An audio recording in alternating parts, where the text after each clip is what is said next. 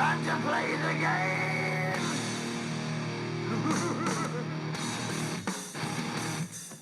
Isang magandang gabi po, Visayas, Mindanao. Andito po ako ngayon. Boy Bisaya po. Proud Cagayanon, proud Bisaya. Andito po ako ngayon dahil sa mga pinagsasasabi nitong Jormel Labrador na to, na tungkol po sa mga kababayan natin na nasalanta ng bagyo doon sa Visayas area.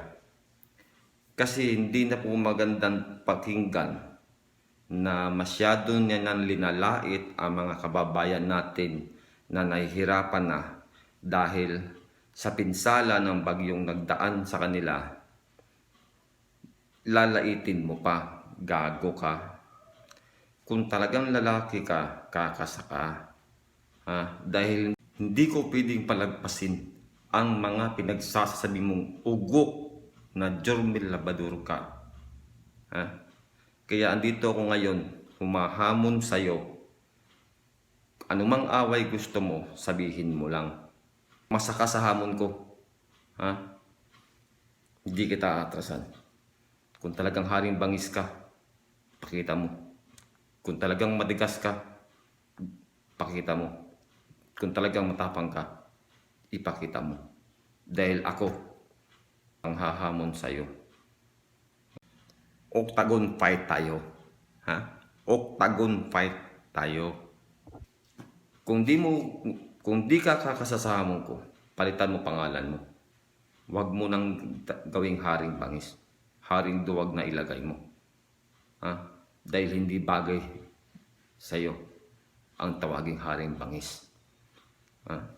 Kung talagang malakas ka, pakita mo sa akin ang lakas at tapang mo. Jormel Labrador, pakita mo tol, huwag kang dada. Puro ka lang daldal. Hanggang dyan lang ba ang kaya mo? Hanggang dyan ka lang ba ang tapang mo? Sa daldal? Wala ba sa gawa? Tanggalin mo na lang bayag mo. Kung di mo mapanindigan ang hamon at ang mga pinagagawa mo sa aming mga Bisaya.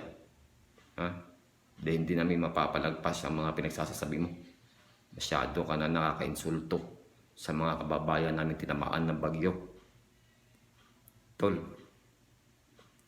kasa mo lang, Jormel Labrador or Jormel Labading. Maghihintay ako. Huwag mo lang tagalan. Sana dumating ang araw magkaharap na tayo. Dahil hindi ako aatras sa'yo. Gaano man katigas katawan mo, bibiakin ko yan. Dahil ako ang siper na magsisarado sa bunganga mo. Isa kang tulunggits na tao. Jormel Labrador. Sira na yata ang utak mo. Dahil sa kung ano-anong pinaggagagamit mo. Pakita mo tapang mo tol. Labas mo ang paghaharing bangis mo. Dahil ilalabas ko ang pag-aboy Bisaya ko.